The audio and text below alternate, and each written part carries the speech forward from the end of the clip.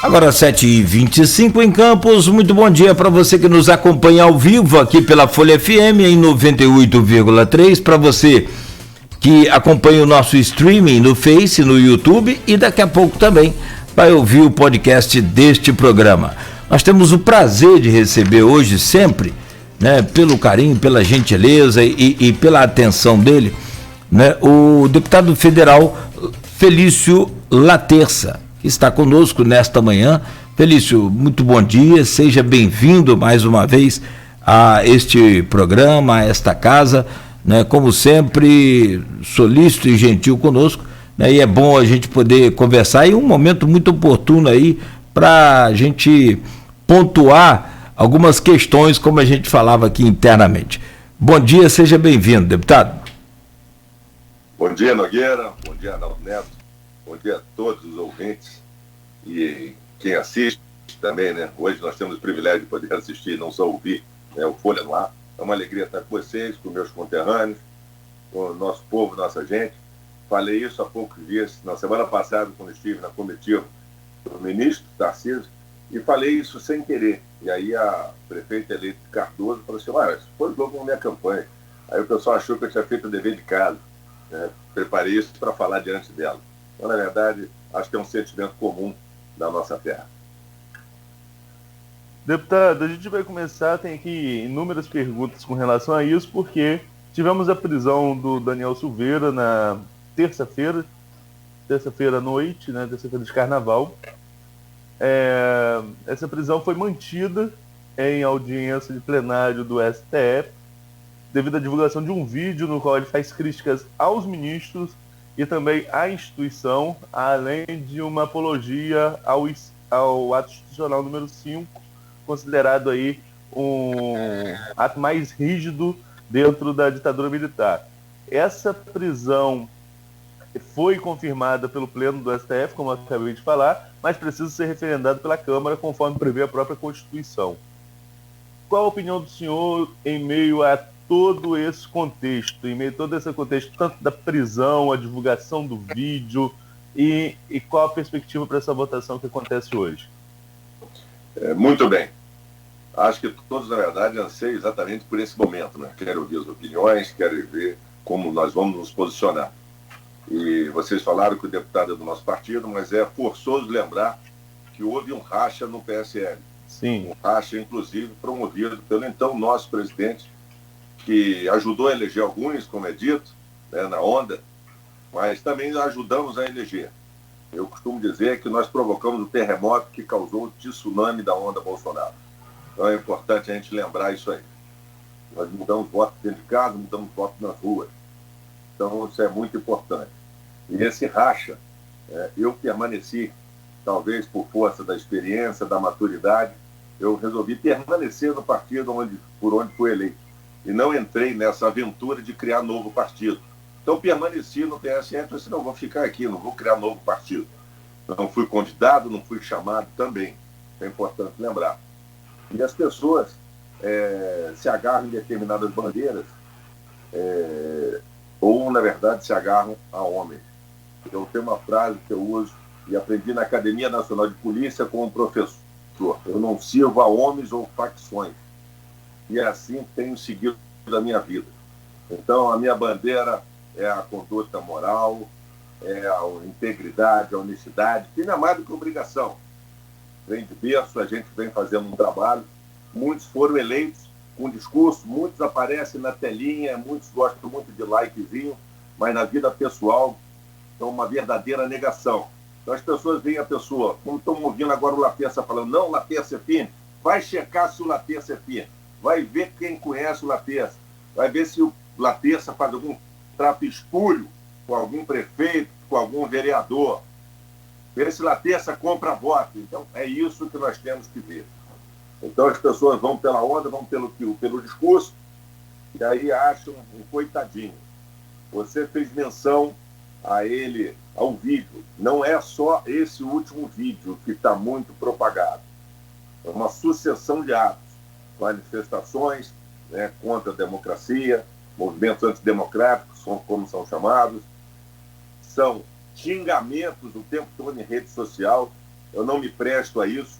Aliás, a minha formação, vocês sabem, trabalho desde 16 anos, comecei aí na nossa campus como office boy, tenho 30 anos de serviço público, como policial civil, oficial de justiça, delegado de Polícia Federal. O amigo Nogueira falou sobre meu reduto eleitoral, nós falamos assim, não, Macaé, é verdade, porque fui chefe da PF lá há 3 anos e meio, prendi corruptos, traficantes, fraudadores, então essa é a nossa praia. Não é agora, no mandato, que nós vamos mudar o rumo da nossa história. Eu não estou na política para rasgar a minha história e atacar, deixar que ataque a minha moral. Sou contra esses ataques, essa verborragia, não coaduno com isso, e o momento é singular. Estamos entre a cruz e a espada, e tem hora que você não sabe onde está a cruz ou onde está a espada. Essa é uma realidade. Porque, por um lado, a prisão, a meu sentir, é completamente descabida. Alguns me perguntaram a prisão teratológica. Mas temos que lembrar que não é a primeira vez. Opa, teve o caso durante a operação também, foi do Delcídio, Filho Amaral. Então, só para refrescar a memória do povo aí, mandado de prisão em flagrante. Na época, houve o advogado dele, houve um embate muito grande, a discussão, e ele ficou falando sozinho. Não tem flagrante perpétuo, mas também tem a questão do flagrante permanente. Então, como que funciona isso? Então, ao invés de expedir o mandado, faríamos o quê?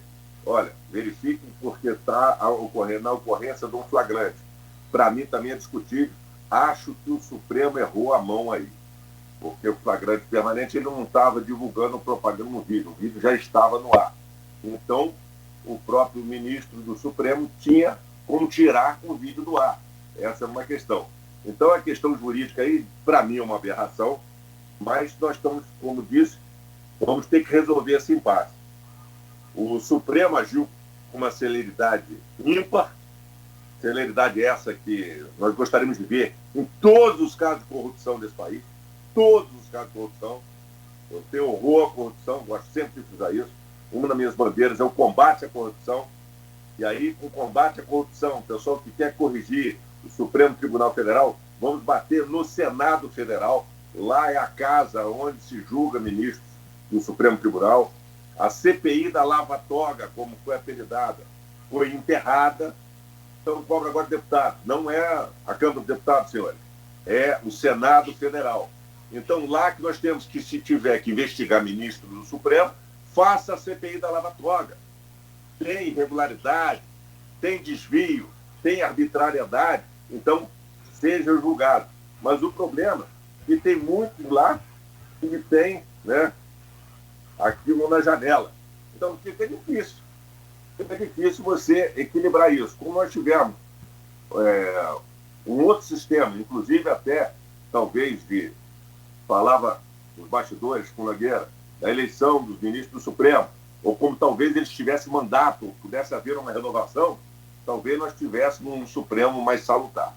Mas, falando da prisão, hoje é o dia para se julgar na Câmara dos Deputados. Houve audiência de custódia, inclusive. Nós achávamos que ia haver por parte do juiz, uma propositura de medidas cautelares para suprimir a prisão, mas, de certa forma, isso estava subtraindo uma atribuição da Câmara dos Deputados, que é de julgar seus pares. A Constituição prevê isso. Nós temos que chancelar a prisão ou não, ou revogar o ato de prisão. Isso aconteceu na Assembleia Legislativa do Estado do Rio também, vocês devem recordar disso.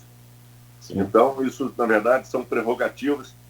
E aí está essa discussão agora entre votos e opiniões, e a questão da imunidade parlamentar, para votos e opiniões. Aí a gente quer saber se votos e opiniões também são xingamentos, impropérios, ou a questão como deve ser. Eu entendo que o Conselho de Ética da Câmara tem que agir com rigor. Eu acho que essa questão deveria ser tratada dentro da própria Câmara dos Deputados. A Câmara dos Deputados deveria tratar as suas feridas. Então, eu espero que isso também aconteça. E hoje, às 17 horas, está previsto o início da sessão, e o sentimento é de que a prisão dele seja mantida. Você acredita, então, que vai ser mantida, mas existe por parte da mídia, da grande mídia inclusive, essa mesma percepção de que inclusive aliados colocam de como essa prisão vai ser mantida. Isso seria uma forma de um recado aos parlamentares para evitar esse tipo de conflito entre os poderes, entre o legislativo e o judiciário. Por outro lado, há quem coloque que, ao aceitar a prisão, o parlamento estaria se diminuindo o legislativo estaria se diminuindo diante do judiciário. Qual a sua percepção como uma pessoa que também entende do direito? O meu sentimento é esse. É um sentimento de se posicionar como refém.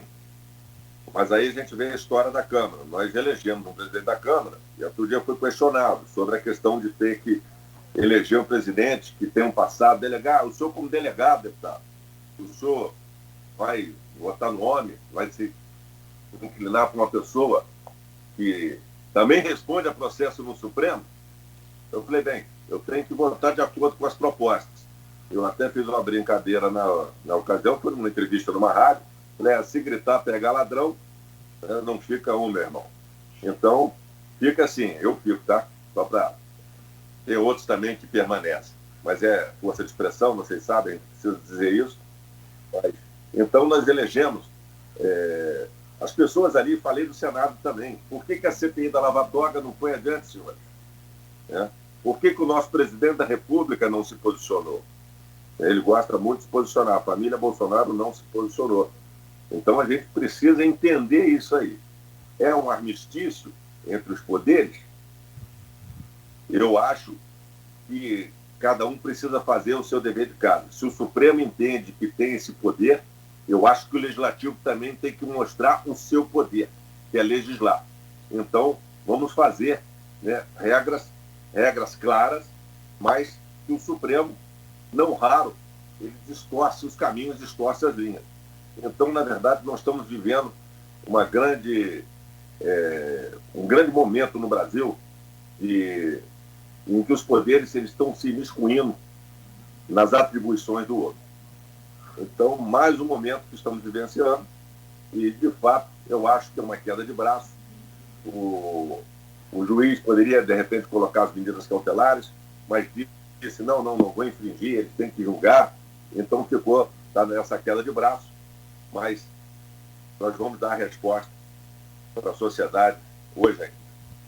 É bem provável, aí, só opinando aqui antes de ir para a próxima pergunta, é bem provável que as medidas sejam relaxadas após a decisão da Câmara. Se a Câmara decidir pela manutenção da prisão, é muito provável para o uso de tornozeleira, alguma coisa, isso só deve acontecer depois. Mas, deputado, o Roberto Shoa faz a seguinte pergunta. Esse primeiro bloco são só perguntas relacionadas a isso, mais perguntas de ouvintes do que minhas até. Roberto Shoa, policial rodoviário federal. E agora me deu um branco aqui no Não, escrivão de polícia federal, colega policial federal, desculpa. Deu um branco aqui, desculpa o Show também. Gostaria de saber se Felício concorda com as declarações do Daniel Silveira. Se concorda com a prisão em razão dessas declarações e se acha que é caso de cassação de mandato por quebra de decoro parlamentar. Muito bem, um abraço para o Show aí, um colega da PF, trabalha na nossa unidade de Campos do Goytacazes. Já falamos um pouquinho, vamos diretamente ao assunto. Não concordo, é óbvio, com as declarações dele, não concordo com o xingamento em rede social, venho falando sobre isso, hoje atrás de likes e atrás de seguidores, as pessoas estão fazendo verdadeiros absurdos, e esse é o caso desse deputado. Na verdade, tem uma ficha reprovável, na Polícia Militar. Na verdade, ele foi desligado, porque ele não tinha o tempo da Polícia Militar, fala que é policial, ele é ex-policial militar. Na verdade, teve uma conduta reprovável, legal ou não, no momento de sua prisão, já entrou na rede social, já entrou falando, inclusive colegas policiais federais vão responder por isso, que não recolheram o celular dele, depois não aparece celular no local onde ele estava detido, desrespeitou a servidora no Instituto Médico Legal. Sim. Então isso não é conduta de ninguém, muito menos de um parlamentar. A prisão, volto a repetir, uma prisão teratológica, que não é a primeira vez. Acho que talvez o voto seria contrário a essa prisão em razão da forma que ela foi declarada. Foi uma criação. Mas dissemos aqui também, não foi um único ato, não é um único vídeo. Uma série de atos, uma série de consequências, parece que tem quebra de sigilo do parlamentar, tem uma série de medidas que depois, com o processo de abertura do sigilo, nós vamos saber exatamente o que aconteceu. Mas no momento agora nós podemos fazer ilações. Mas acho que tem muito mais do que só esse vídeo. Não tem apenas esse vídeo que chegou a esse ponto. Então, disse e vou repetir, estamos entre a cruz e a espada, entre uma prisão geratológica, né, mas declarações inaceitáveis. Então, vamos para o voto hoje e vai prevalecer a vontade da maioria. Concluindo a questão do Shoa, caso de cassação de mandato por quebra de decoro, no seu ponto de vista? Ao meu sentir, trata-se de cassação de decoro pela Câmara dos Deputados. Já tinha dito também, eu acho que a Câmara dos Deputados tem que fazer o seu dever de casa. Muita gente defende esse parlamentar, mas não o conhece. Eu conheço algumas coisas, algumas atitudes dele. Então não tirem o Felício Laterça pelo que está falando aqui agora. Vá conferir. Faça o mesmo com esse deputado. Tem uma pergunta que também seria interessante questionar o voto do deputado no caso. Você já está com um voto fechado, poderia revelar ou só mais tarde? Em princípio, é pela manutenção da prisão. Deputado Elias Gonçalves, gostaria de saber para ele qual a diferença entre liberdade de expressão e o desrespeito às instituições constitucionalmente constituídas. Ele, como deputado, sua posição perante o vídeo de sociedade. Sua posição sobre o vídeo já falou. Agora, essa linha tênue entre liberdade de expressão e desrespeito, como que você avalia dentro desse episódio e também de maneira geral, sobretudo nas redes sociais? Vamos centrar nessa discussão agora, o que é exatamente liberdade de expressão. Por outro lado, nós vamos falar o que é liberdade de julgar. O Supremo Tribunal Federal, ele é o investigador, ele é autor da declaração, da ordem de prisão. Então, nós precisamos buscar o equilíbrio. Sou contrário a essa verborragia, já falei e volto a repetir, respondendo diretamente ao nosso amigo aí que fez a pergunta. Não concordo com isso, acho que isso tem que ter algum tipo de censura, mas acho que quem deveria agir com relação a isso é o Conselho de Ética da Câmara dos Deputados. Arnaldo, certo. Então, sim. Só fazer uma pergunta ao deputado, acho que, interrompendo aí o grupo, né, as perguntas do grupo, quais são prioridade, mas só com relação a uma declaração que o deputado falou mais cedo, declaração não, uma lembrança que ele nos fez aqui sobre o racha que existe no PSL, principalmente após a saída do presidente. A minha pergunta como é que está o relacionamento, como é que é o relacionamento do partido com o deputado Daniel Silveira, e se depois de todo esse episódio aí, somado o que o senhor falou, a própria ficha dele, ele permanece no partido? Pode haver uma expulsão do partido? Isso independente dele passar pelo Conselho de Ética da Câmara ou não. Se eu digo a respeito do partido, o que o senhor pode falar para a gente? Vamos lá. Por ocasião da eleição da mesa, houve, vamos chamar assim, um armistício dentro do PSL. Inclusive, nós colocamos como líder do PSL na Câmara o Major Vitor Hugo, que é próximo ao presidente da República, que foi líder do governo na Câmara dos Deputados. Mas acabo de ser lembrado aqui de um outro episódio desse deputado Daniel Silveira. Foi que ele foi para uma reunião entre parlamentares e gravou uma conversa interna. É igual vocês, que saem com uma namorada, e botam a câmera para gravar uma cena íntima. Entendeu? Isso é uma vergonha. Ele já era para ter sido julgado pelo Conselho de Ética, tem representação de lá, mas a Câmara, os deputados não vem fazendo o seu dever de casa. Como não vem votando reforma, como não vem votando as leis que o país precisa. Inclusive, essa era uma das propostas do deputado Arthur Lira, razão pela qual fomos com ele, acreditando que ele vai fazer a Câmara dos Deputados funcionar. Votar o que precisa ser votado, com todo o trabalho que a oposição vem, oferecendo obstrução ou não, tem que enfrentar dia e noite. Nós somos pagos para isso, como eu falava no tempo de polícia e falo agora. Entra noite, sai noite, vamos embora. Entra o presidente, o vice, passa a bola, continua tocando a sessão da Câmara. Então, Conselho de Ética da Câmara não faz o seu dever de casa. Estamos agora na mão do Supremo Tribunal Federal. Esse, então, deputado, por mim, já era para ter sido banido, já era para ter sido expulso do PSL, tá? E, na verdade, cassação na Câmara dos Deputados com perda de mandato pela gravação que ele fez dos seus pares. Isso não se faz, isso não é aceitável. Ainda tentou se fazer como salvador da pátria. Na verdade, lá se dizia infiltrado. Infiltrado coisa nenhuma, isso é coisa de mau caráter. Eu não aceito isso. É igual nós sentarmos para uma reunião com qualquer pessoa, com o prefeito, com qualquer um, ficar fazendo gravaçãozinha para depois... Qual é a finalidade disso? É extorquir? É levar vantagem? Então isso é inaceitável entre homens e pessoas de bem. Então, o PSL agora parece que está se movimentando, tem representação, na verdade, contra 20 deputados federais, e está na hora de fazer a partida. Dentro do PSL, aproveitando aí a pergunta do Nogueira, dentro do PSL, dentro dessa divisão, há algum grupo mais distante do presidente, do apoio ao presidente Bolsonaro, ou o grupo apoia Bolsonaro, mas tem uma ala mais extremista que está meio que deixado de lado? Como que está essa divisão do PSL? Muito bem, boa pergunta, não.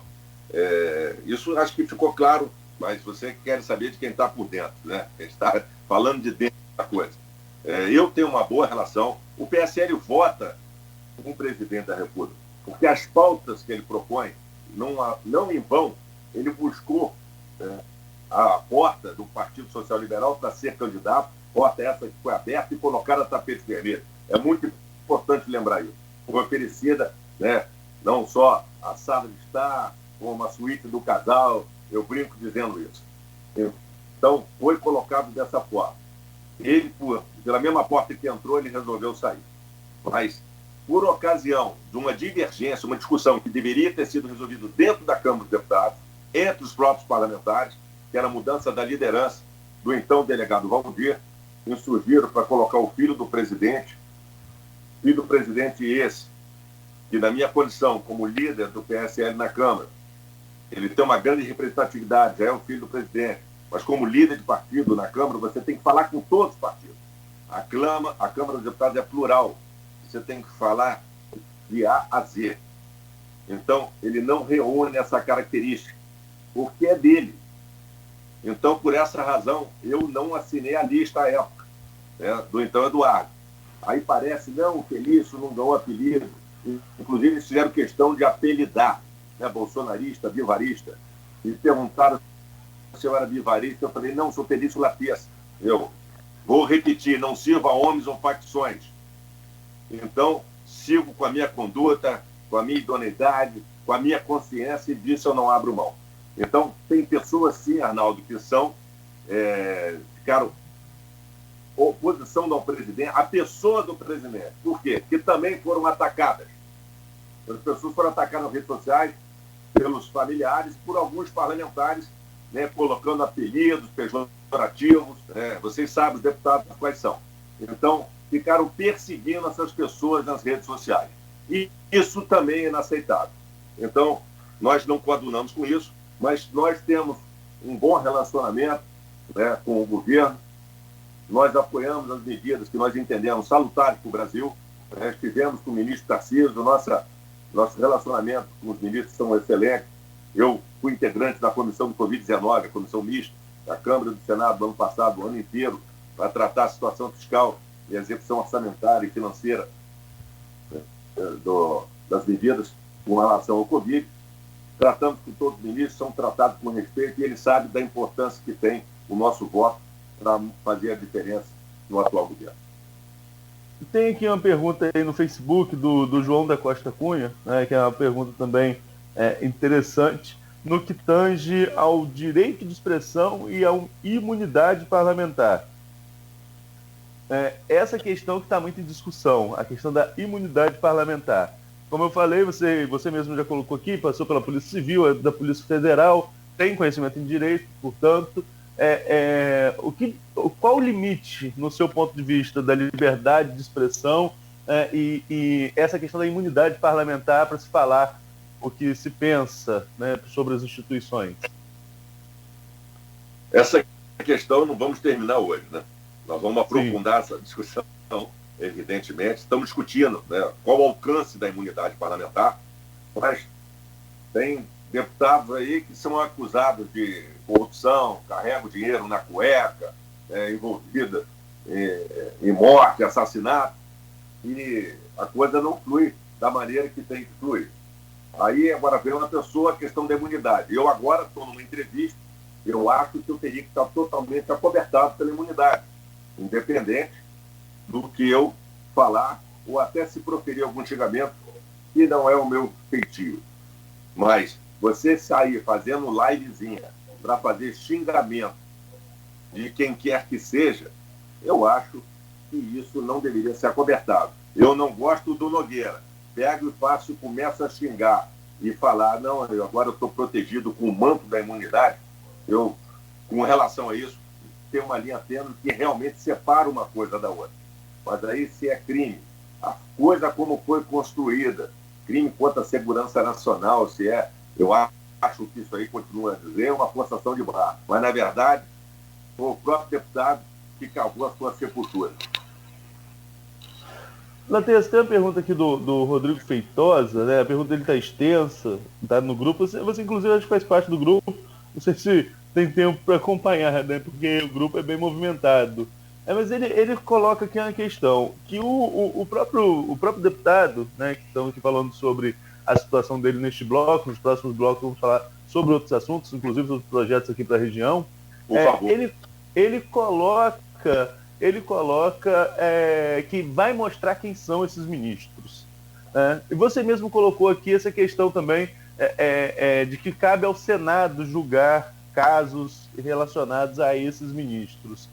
Existe uma percepção também por uma parte da sociedade de que haveria de se investigar com maior profundidade a questão da relação dos ministros, né? De maneira geral, a conduta dos ministros, digamos assim. Você já falou antes aqui que deveria haver uma certa mudança nesse estilo. Conversávamos em off, eu acho que eu estava pesquisando, o Alexandre de Moraes fica no Supremo até mais de 2050, né? Tem mais de 30 anos aí pela frente como ministro do Supremo Tribunal Federal. Há hoje algum tipo de movimento, há uma perspectiva de sua parte de que se possa alterar essa questão dos mandatos aí dos ministros do Supremo Tribunal Federal, que possa haver uma flexibilização quanto a isso e não ser vitalício? Vamos lá. O nosso companheiro de grupo aí, ele fez uma pergunta, né, de fato extensa, mas acho que nós abordamos ela aqui. Como que a coisa tem que caminhar. Você quer que toque especificamente, Arnaldo, até em algum ponto? Eu queria saber essa questão. Eu aproveitei o gancho da pergunta dele para saber a sua opinião. Se há ambiente, se há cenário para se discutir uma mudança de como ficaria a legislação, as regras para integrar o Supremo Tribunal Federal, de flexibilização, por exemplo, de mandatos, ao invés de ser vitalícios. Vamos lá. Então, esses movimentos que acontecem, né, parece que é uma onda em movimento. Às vezes você pensa que só vai ter uma consequência, elas podem ter várias consequências. E o Supremo Tribunal Federal sabe disso também. Acho que está na hora de se discutir se o ministro do Supremo tem que ficar até os 75 anos. Né? Na verdade, a chamada PEC da Bengala, que foi aprovada às pressas para atender. Eu acho que, na verdade, tem que criar oportunidades. Hoje eu fico vendo, muita gente se discute, temos uma reforma administrativa para enfrentar. Você tem várias pessoas que aposentam, mas acabam voltando, porque ainda aposentam muito novos, e acabam voltando para atividade com cargos em comissão dentro das próprias estruturas de governo, seja ela federal, estadual ou municipal, ou ainda vão para a iniciativa privada, que ainda tem muita força de trabalho. Agora, no caso do poder público, eu acho que deveria voltar aos 70 anos, por exemplo. Essa é uma das medidas que podem ser feitas. Outra questão que já tem a discussão dentro do Congresso é a questão de ter mandato como parlamentar. O senador tem 8 anos. Então, um Tribunal Federal pode ter um mandato de 8 anos, e vem o próximo. E teríamos uma oxigenação dentro do próprio Supremo Tribunal Federal. Acho que isso responde ao nosso amigo. Sim.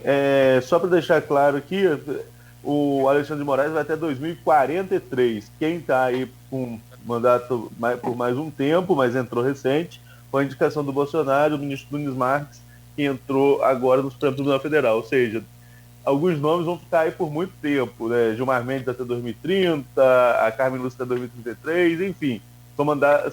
São atribuições longas de ministro do Supremo Tribunal Federal. Lembrando que o decano Celso de Mello, que agora saiu recentemente para a entrada do Cássio Nunes, no ano passado estava desde 89, só para a gente entender como que funciona aí essa questão do Supremo, né? Nogueira, 7h55. Tá.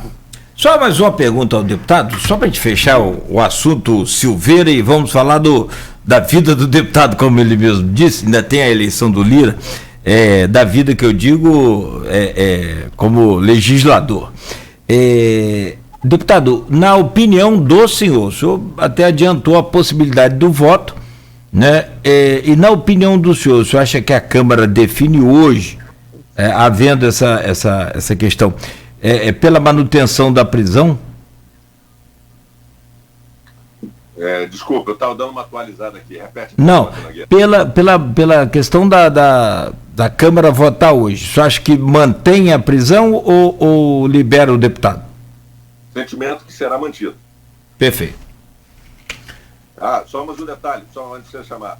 A gente falou em muita mudança. Eu quero que o pessoal busque, né? Nós falamos em CPI da Lava Toga. Esses são os mecanismos para se investigar os ministros do Supremo, por desvios, por arbitrariedades e etc. Então nós temos os mecanismos. E eu quero saber que busque, inclusive, se o nosso senador Flávio Bolsonaro assinou a CPI da Lava Toga ou não. Então, uma pergunta aos bolsonaristas. Muito bem, são 7h57, então nós vamos ao intervalo rápido. Peço a você que continue aí conosco em nosso streaming. Deputado, tem vários comentários aqui, como o Arnaldo falou, Sandro Mota, o deputado doutor Felício falou tudo, gostei da posição do deputado Felício Laterça, diz o Claudinho Piau. Maurício Batista também, então a gente vê aí que está agradando tanto de segmentos ideológicos distintos. Não, mas ele perdeu um voto aqui. Henrique Magno. Pode falar, Arnaldo? Sim, pode falar. Não, pode falar. Você quer comentar aí? Eu estava falando que tem aí opiniões que são convergentes, inclusive de comentaristas assíduos nossos que demonstram posições ideológicas diversas, né? O Maurício, eles colocam muito mais como é guinada à esquerda, digamos assim, não como de esquerda, não sei também, né, a posição ideológica dele, mas ele se posiciona muito mais com as pautas de esquerda. Por exemplo, o Sandro Mota, que falou que concorda com o deputado da direita, né? Então, só uma comparação de dois assíduos comentaristas, só para deixar registrado. Certo. Eu acho que o bom senso converge. O Henrique Magno diz que não tem mais o meu voto em virtude da sua posição quanto ao voto ao deputado Daniel. Disse aqui. Mas em compensação... Procura saber quem é o deputado Daniel Silveira, procura saber quem é o Felício Laterça. Perfeito. Bom, você segue aí conosco, segue aí pela Folha FM 98,3 e também nossos aplicativos, pelo streaming no Face. Nós voltaremos em instantes no oferecimento dos laboratórios Plínio Bacelar, Clínica Proteus e Dedumas Baterias.